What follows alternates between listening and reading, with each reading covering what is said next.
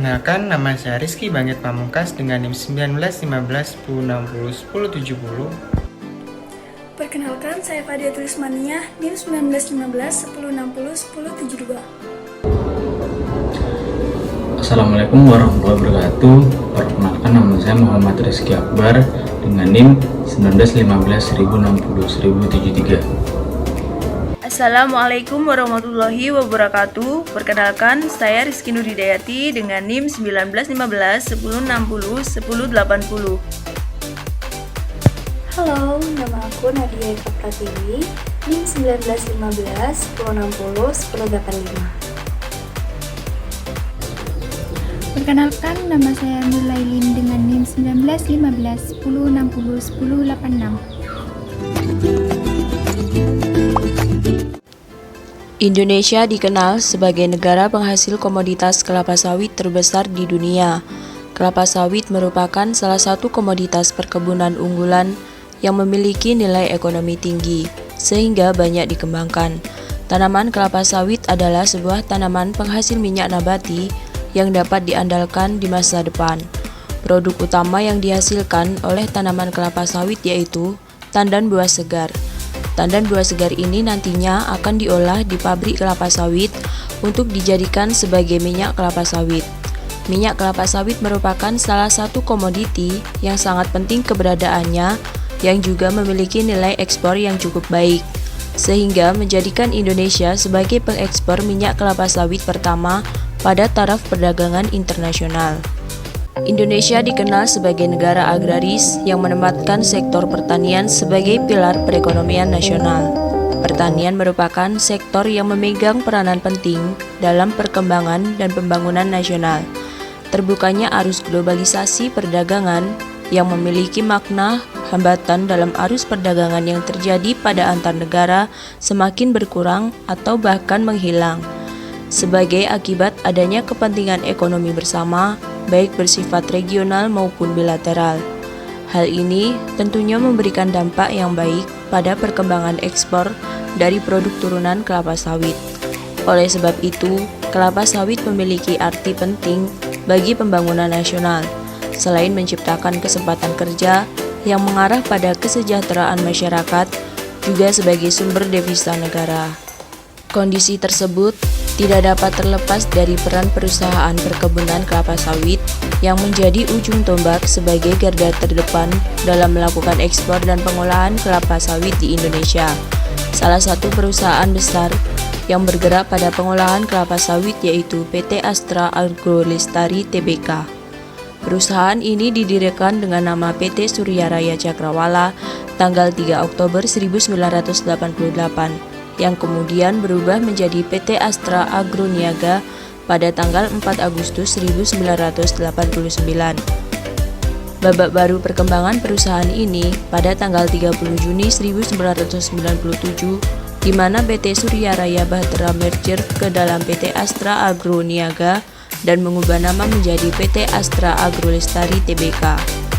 Penyebaran perkebunan kelapa sawit di Indonesia yang dikelola oleh PT Astra Agro Lestari adalah 286.727 hektar, di mana terbagi dalam 214.498 hektar adalah perkebunan inti dan 72.229 hektar adalah perkebunan plasma yang tersebar di Pulau Sumatera, Kalimantan, dan Sulawesi.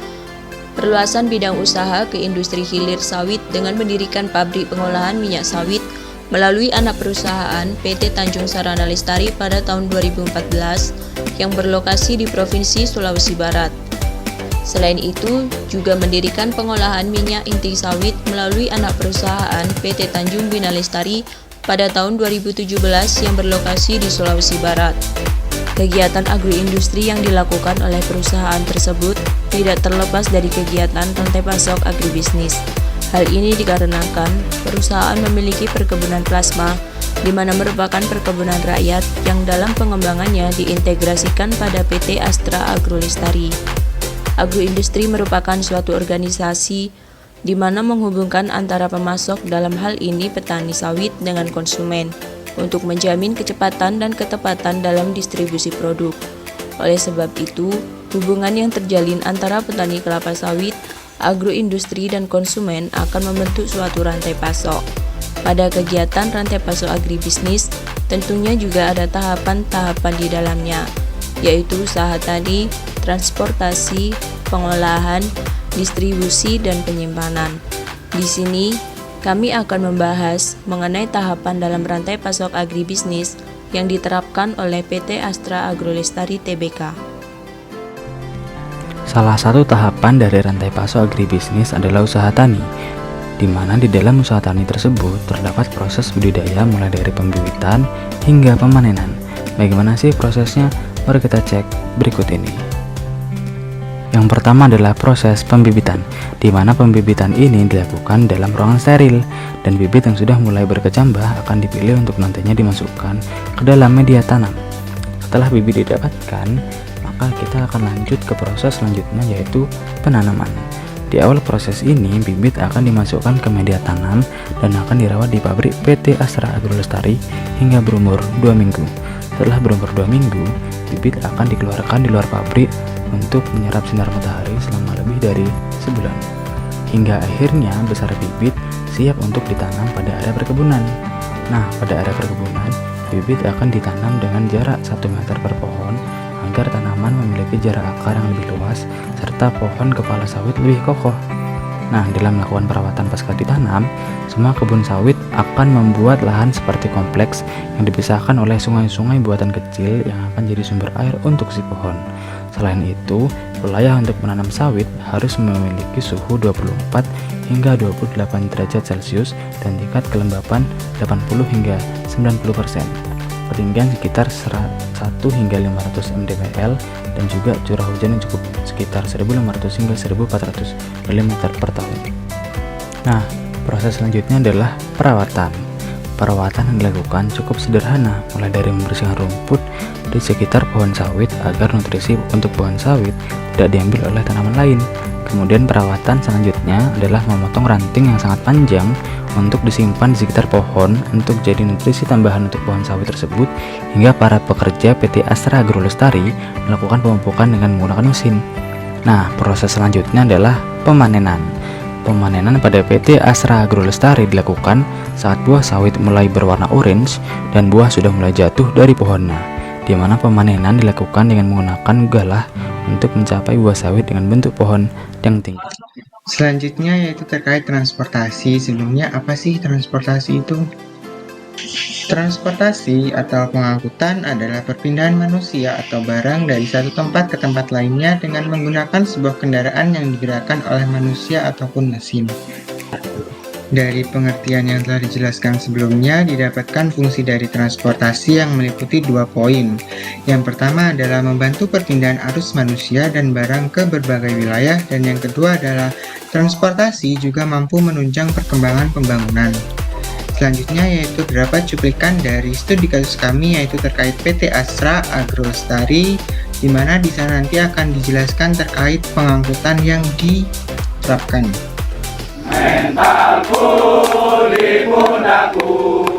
Keberlanjutan usaha perkebunan kelapa sawit akan sangat ditentukan oleh komitmen untuk menjaga kelestarian lingkungan, juga tata kelola perkebunan yang efisien, produktif, dan inovatif. Komitmen menjaga kelestarian lingkungan dilaksanakan oleh Ini merupakan salah satu contoh penerapan transportasi atau pengangkutan pada PT Astra Agrolestari, yaitu traktor dengan jenis crane, grabber, dan skisor lift. Setelah melihat cuplikan yang telah dipaparkan sebelumnya, didapatkan kesimpulan berupa pengangkutan buah atau tandan buah segar pada kelapa sawit dilakukan dengan memanfaatkan teknologi berupa traktor, printer, dan juga transporter.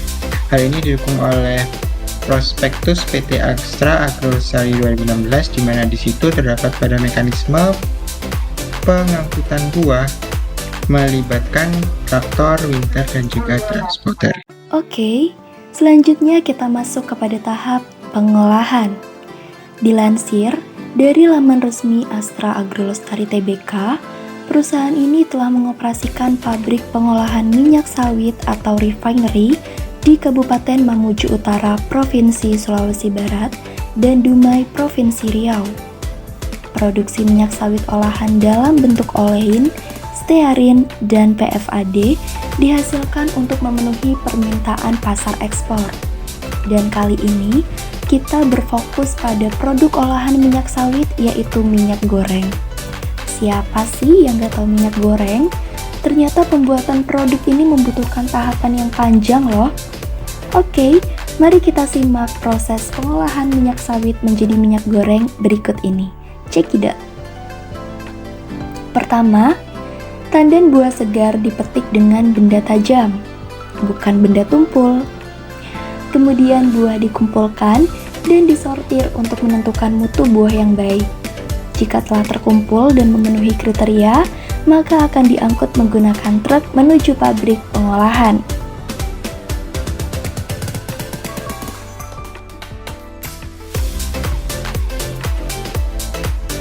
Buah yang sudah masuk ke pabrik pengolahan selanjutnya ditimbang untuk melihat kapasitas minyak yang akan dihasilkan. Selanjutnya, buah dengan kualitas yang baik akan dikukus dengan uap air panas bertekanan 2,2 hingga 3 kg per cm sekitar 90 menit lamanya. Tujuan dari pengukusan ini yaitu untuk sterilisasi dan membunuh enzim yang dapat merusak hasil produksi, serta memudahkan dalam pemerasan buah untuk diambil minyaknya. Proses ini juga berfungsi untuk memisahkan buah dengan tandannya, karena hanya buahnya saja yang digunakan dalam pembuatan minyak goreng. Sedangkan tangkainya dapat dibuang atau sebagai isi kasur dan juga jok mobil. Pemerasan buah untuk mengambil minyak buah dari biji sawit sebelumnya dilakukan melewati mesin pencacah untuk memisahkan daging dan juga biji buah melalui suhu 80 hingga 90 derajat. Setelah itu, akan terlepas dari bijinya, buah akan dimasukkan ke dalam mesin pengompres yang mana membutuhkan tambahan panas sekitar 10-15% dari kapasitas mesin pengompres. Hasil akhir nantinya berupa CPO yang masih bercampur dengan daging buah ataupun ampas buah.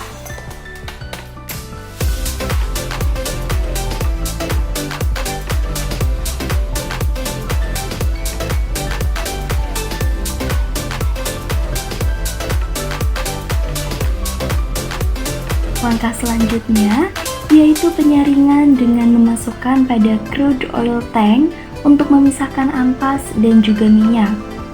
Ampas yang dihasilkan akan diolah kembali hingga mendapatkan kandungan minyak yang masih terdapat di dalamnya, dan dalam kondisi ini minyak belum dapat digunakan karena masih bercampur dengan uap sehingga butuh proses filtrasi lebih lanjut.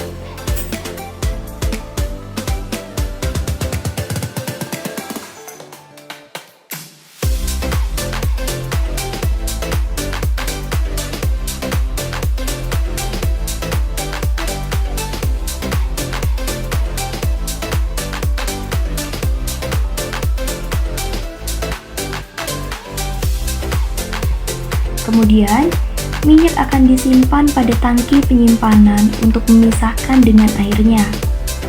Minyak yang sudah terbebas dari air masih melewati tahap pemurnian menggunakan mesin vacuum dryer hingga volume minyak berada di bawah ambang batas.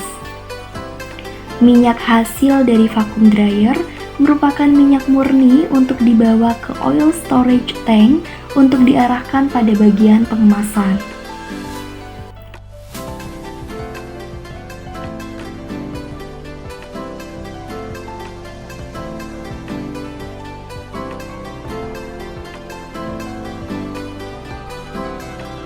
Sebelum dibawa ke bagian pengemasan, minyak dibagi menjadi dua bentuk, yaitu padat untuk diolah menjadi mentega dan bentuk cair untuk diolah menjadi minyak goreng dengan waktu selama beberapa jam. Semakin lama, semakin baik, dan juga minyak yang dihasilkan akan semakin berkualitas.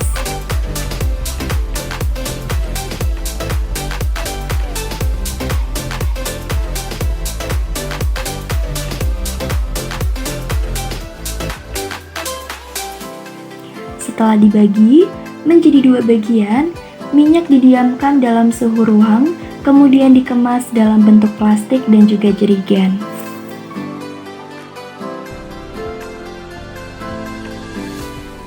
Oke, begitulah cara pengolahan minyak sawit menjadi minyak goreng dan dapat masuk ke tahap berikutnya.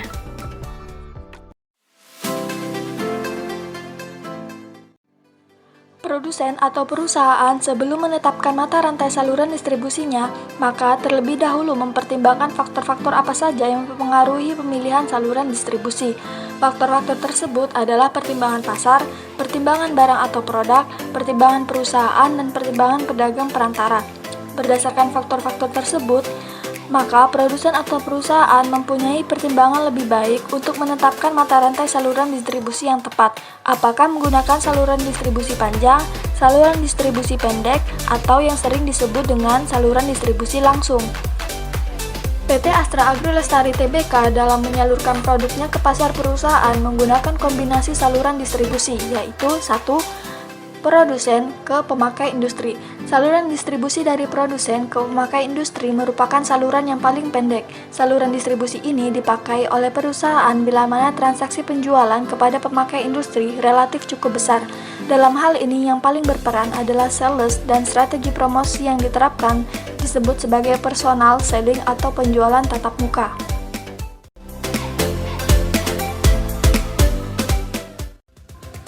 Yang kedua, yaitu dari produsen ke agen, lalu ke pemakai industri. Biasanya saluran distribusi ini dipakai perusahaan untuk menangani pemakai industri yang di luar kota. Di samping itu, jika perusahaan ingin memperkenalkan barang baru atau ingin memasuki daerah pemasaran baru, lebih menggunakan agen-agen yang berfungsi sebagai perantara. Dalam hal ini adalah toko-toko. Perusahaan sebagai pihak produsen tidak langsung memasarkan produknya kepada konsumen karena pertimbangan sebagai berikut. Yang pertama, masalah transportasi, 2. Masalah pembayaran, 3. Masalah dana atau modal kerja yang terbatas, dan 4. Masalah sumber daya manusia.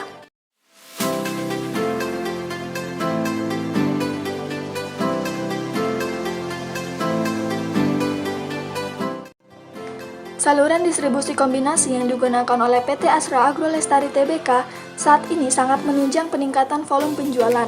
Saluran distribusi yang paling efektif adalah saluran distribusi pendek, yaitu dari produsen langsung ke pemakai industri. Pemakai industri yang dimaksud dalam hal ini adalah perusahaan-perusahaan yang menggunakan produk minyak goreng sebagai bahan baku maupun bahan pembantu. Untuk menjalankan saluran distribusi ini, PT Astra Agro Lestari Tbk menggunakan jasa sales representatif dengan mengajukan penawaran harga kepada industri-industri. Kemudian, jika sudah terjadi kesepakatan, maka terjadilah transaksi jual-beli. Pemilihan ini atas dasar pertimbangan yang pertama sifat barang, yang kedua pengaruh perusahaan saingan. Mari kita beralih ke proses penyimpanan CPO atau crude palm oil yang ada di PT Astra. CPO atau crude palm oil merupakan minyak kelapa sawit mentah.